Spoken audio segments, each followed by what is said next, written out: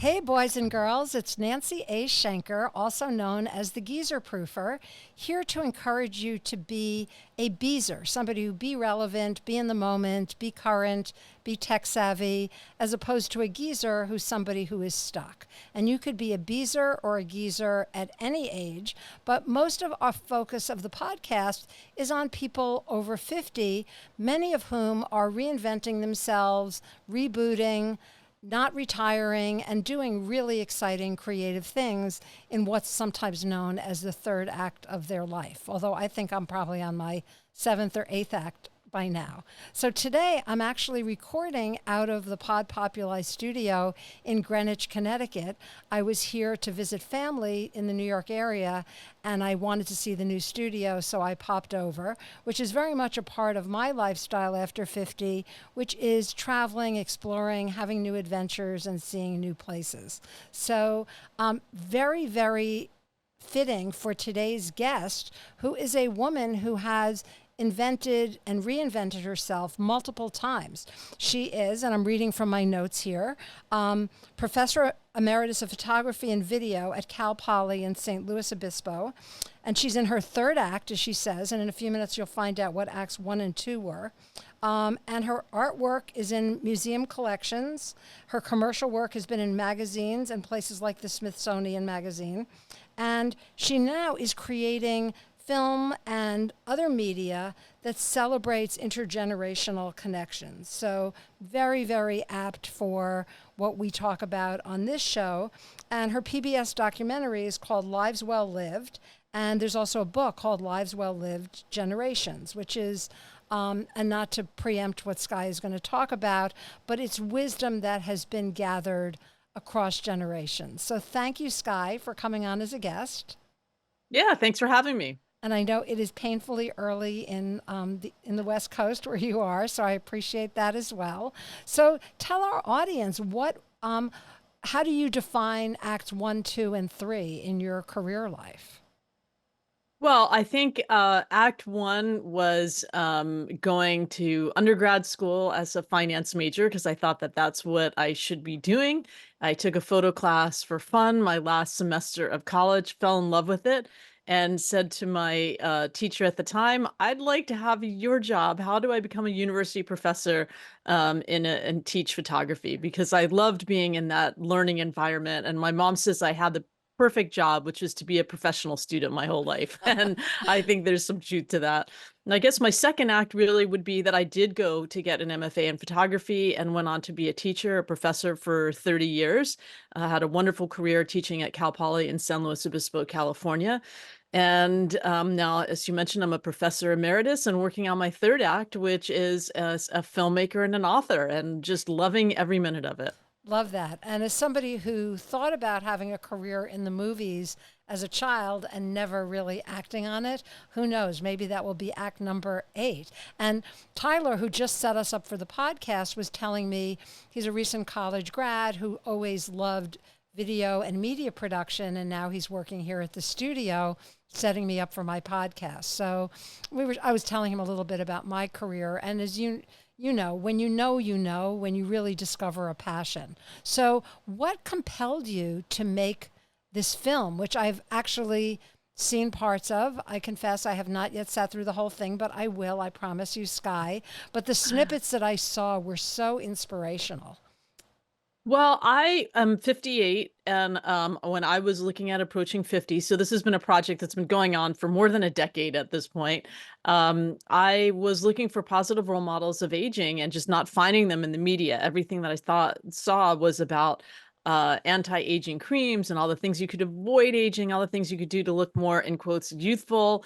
And, I wanted to own my age. I wanted to look what I was. And I had this amazing role model in my family, which was my grandmother, who was turning 100 around the same time I was pondering this question of turning that 50-year mark, that half-century mark. And she didn't start working out until she was 80. So she proved that it was never too late to start something new, even working out at the gym. And I just went on a quest to find. I spent 4 years interviewing 40 people that were over 75 with a collective life experience of 3,000 years, and that was really, it was a very personal journey. And as I tell my students, the more personal the message, the more universal it becomes. That's amazing. Yeah, I also had one of those grandmothers. She died at 99, and she used to say that if she was a year or two younger, she would buy a motorcycle. So it's so wonderful. And that's part of what, and that's how we met. We met through this age activism community, and we're at a retreat together because I do think younger women need to have role models like us who are women who are not getting their lips shot full of chemicals or taking drugs to become toothpick skinny, but are just embracing the changes that come along with aging. So who of the people in your film were some of the more inspirational, I was going to say characters, but they were real people? Yeah, absolutely. And I just want to say my grandmother would always have liked to have had a ticket to the moon, and now she could have done it. But she always said that about her in her lifetime. She wanted to go from, like the first automobile to being able to travel to the moon, which I think is amazing. And of course, my grandmother was probably the biggest inspiration. But beyond my grandmother, I know you're not supposed to have favorites, but my favorite was Lucky Louie, Dr. Lou Tadone, who was a pediatrician for most of his life. And when he retired from that job, his next job was to make mozzarella for his daughter's deli. And he had I called them Louisms, some great sayings that he would come up with, which one that I really sticks with me is happiness is a state of mind. You can be happy with what you have or miserable with what you don't have. You decide.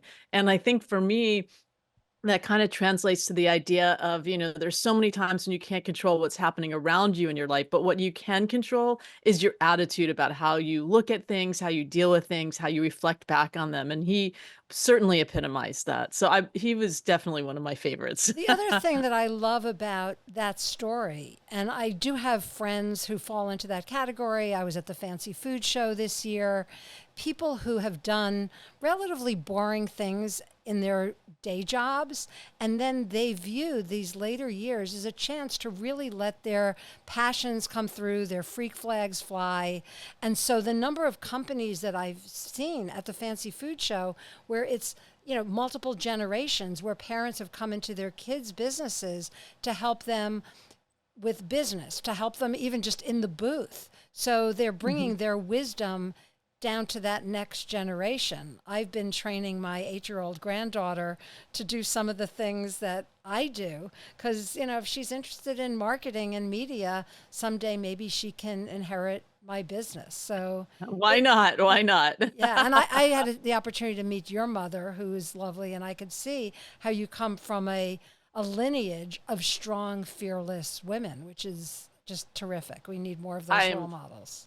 Absolutely super lucky to have that in my life for sure. I grew up in an intergenerational household with my great grandmother even. She lived to be into her late 90s and I was 19 when she passed away. And what a gift that was that I had, a 4-generational household. It was amazing to have that, to be surrounded by that. That's awesome. So what are some of the lessons you learned? I mean, obviously filmmaking, you've worked in the creative space for a while, but making movies is a whole different ball of wax. So Totally different. So, I was a still photographer and that's wonderful. I love doing that for so many years. And really my first foray into filmmaking was because my grandmother came out here when she was 96 from Florida. I live in California and she'd never been out to California before. And she spent the next 4 summers, she spent the month of August with me, which was amazing. And if you've ever been in Florida in August, it's a good time to leave. And California is wonderful in August. And she was an amazing cook who never wrote a recipe down. And I decided I had this golden opportunity while she was staying with me to record her. I didn't want to just take photos, though. I wanted to have the sound of her voice and the gesture of her hands as she was making things. And so, I was lucky enough that the digital cameras at that point had a video mode on them, and that was really, it was like, okay, well, I guess I can do video now. And we have a motto here at the university. It's learn by doing, and I think that that's how I've gotten to filmmaking. Was I really learned along the way. I had no idea about sound or lighting for video. And there's something really, I think, very different about film, where you hear somebody's voice, you see, like I said, the gesture of somebody's hand or how they're moving versus just a still image and the written story. I really love this medium. I think it was my calling and I didn't know it until I started doing those cooking videos. Very interesting. Is that your grandmother on the cover of your? It is. It's my maternal grandmother. Yes. That's awesome. Awesome. Yeah. Did you happen to see the remake of Twister or the sequel to I Twister? haven't seen it yet. I saw the original, but I haven't seen the Well, it was remake. so interesting. I mean, we talk about intergenerational. It was so Hmm. fascinating to see how they evolved Twister into Twisters, kind of building in evolutions of technology. Yeah. The tornado chasers are kind of like Gen Z at the beginning, although, you and I both don't like categorizing people based on age, but it was very much a period piece, looking at the Hmm. original, then comparing it to today's version. What are some of Yeah. your Who are some of your favorite movie makers or favorite films of all time? Wow, that is a really difficult question to answer. I mean, I love Scorsese. I love most of what he does. I think that he has a way of weaving a story together. I love The Godfather. I'm Italian. I love The Godfather. I love the story behind it. There's a really wonderful series called The Offer, which is like Yep. a kind of a behind the scenes of the making of it. And I love seeing how things are put together. But for me, I love documentaries, so I love Ken Burns. I mean, he's amazing. Anything that he touches just is golden in my mind. Yes, So, I'm actually having Melissa Davey as a guest in a couple mhm. of weeks. She's another filmmaker who started making films later in life. And so, for our listeners, just to really stress that it is never too late to pursue a passion. And I Mhm. love what you said earlier in terms of Lou, like kind of looking back on his life and rather than saying, oh, the best years are behind me, really looking and saying, all right, what is it that I want to do now? What is it I want to do tomorrow? I was just doing some research on the number of women over 50 who are competing in the Olympics, and it's really, really encouraging. And I just read about a woman who took up running at 70. That will not be me because I have bad knees, but it does give me the confidence and the inspo that you could really start something new at any age and become good at it. Um, Absolutely. And, I think you asked me what were the common threads of the people in the film. Because, I was looking for like, what do I want to model myself on in the last part of my life as I'm aging? And I think the thing that all the people that I interviewed in the film, and I should have a disclaimer here, I'm not a social scientist, I'm an artist. So I was interviewing people with a positive attitude because that's what I want to model the rest of my life on. So it wasn't a cross section of everybody over 75. It was people that were recommended to me that were nominated to be part of this project. So they were all really an inspiration to someone else. And that's how I found them.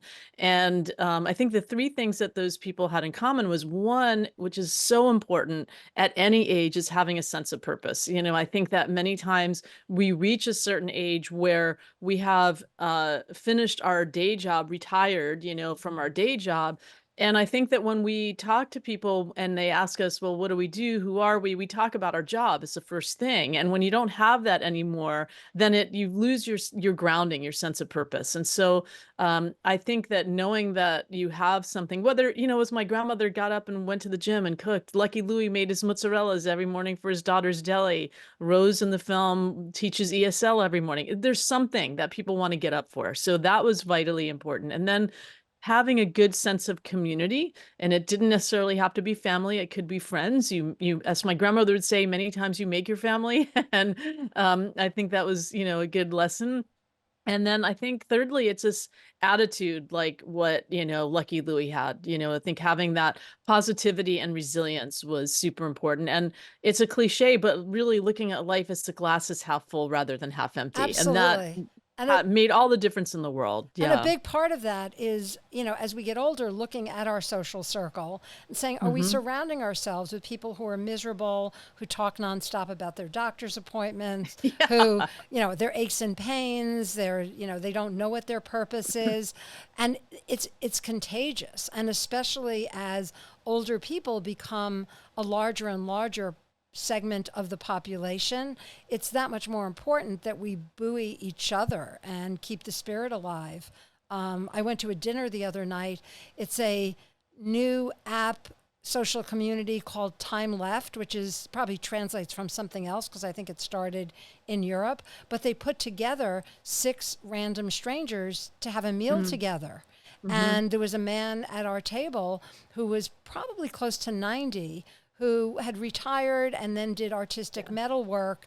And he came out for this dinner because he wanted to be around people and eat with other people. And that was so admirable that, you know, at his age, he was making those moves. So, you know, for all of our listeners who are 50, 60, 70, 80, 90, even 100, you know, listen to Sky and to some extent me as inspiration. I am 68, I'll be 69 in February, and I'm just getting started. So what is next for you, Sky? You have the movie, you have the book.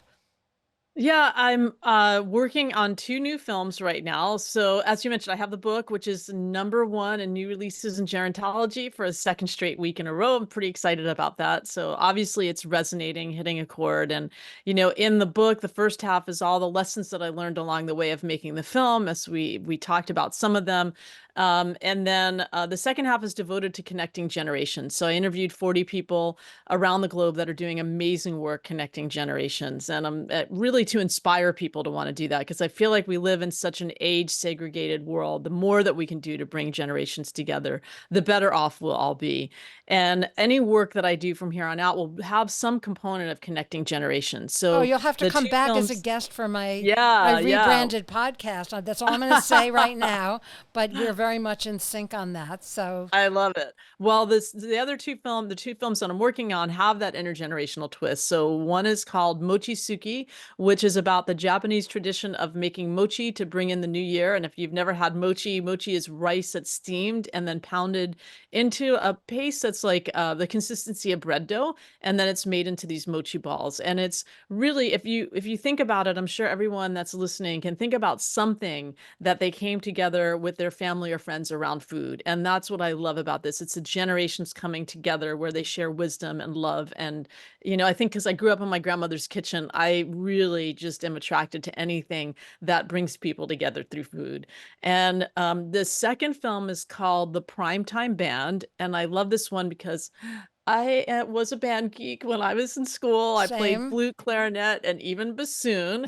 And the Primetime Band is a group down in Santa Barbara that is about 75 people strong, made up of people primarily in their 50s, 60s, 70s, 80s, and 90s that rehearse together every Tuesday night and then perform throughout the county. And, you know, it brings together all the things that I loved about Lives Well Lived, which is sense of purpose, community that's formed, resilience, because people that are playing, some of them, like one woman can't even hold her flute up, so she figured out a way to get a headstock so she can hold it vertically instead of horizontally, and people play with Parkinson. It's amazing. And there's a number of these people are also part of a group called the Music Van that goes into 3rd grade classrooms and introduces 8-year-olds to instruments for the first time, and many of whom would never have an opportunity to pick up an instrument otherwise. And to Love that. see the joy in these kids' faces when they pick up the trombone or the violin, and it's just, they come alive, and you don't know how many lives you're going to touch that way. And I love this cycle of older adults coming back to music later in life and then paying it forward by introducing young kids to Love instruments that. early in Yeah, life. my mother never would allow me to take drum lessons when I was younger because they were too noisy, which they are. But I actually started taking drum lessons later in life. I didn't continue them because I don't have my own kit and I live in an apartment, but it's not too late. At some point, you may be coming to see me play in a band. I have some girlfriends who rediscovered their rock music genes later in life. When you said band geek, I thought that's what you meant because I was the one who always bought the tickets to see bands at Madison Square Garden or in some of the lesser clubs in Manhattan. But Yeah. yeah, you know, and part of it for people in our generations who are stuck, sometimes the answers can lie in your high school life and just look back and say, what were the things that you geeked out on or were passionate about when you were 18? the odds are 50-50 that you still might love those things at 68. So I mean, I never stopped knitting, but knitting, baking. I made a list actually of things that bring me joy. And if I ever find myself bored or depressed, I go to that list because those are things that will be evergreen, even if I live to 120, which I plan to do. So, Sky, where can people find your film and your book? We're about out of time, so let's wrap up. Yeah, so the best place is on my website, which is skybergmanproductions.com. I'm sure you'll put a note in the show notes, but it's SKYBERGMAN productions.com.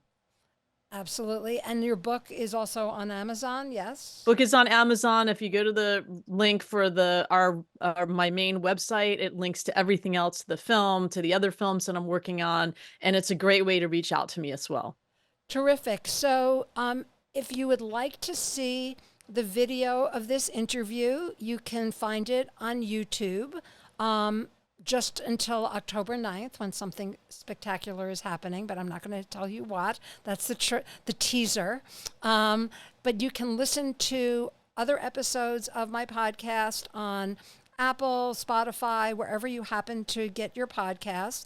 And if you would like to be a guest on the show, just reach out to me at thegeezerproofer@gmail.com. And as I've teased several times, there's important stuff happening on October 9th, so stay tuned. And you may be listening to this after that date, in which case the surprise is already out. But remember, listeners, to be a beezer and not a geezer, and pursue your passions at any age. And thank you, Sky. This was so inspirational. Yeah, thank you. It was All right. really fun to be on. Take care. Peace out.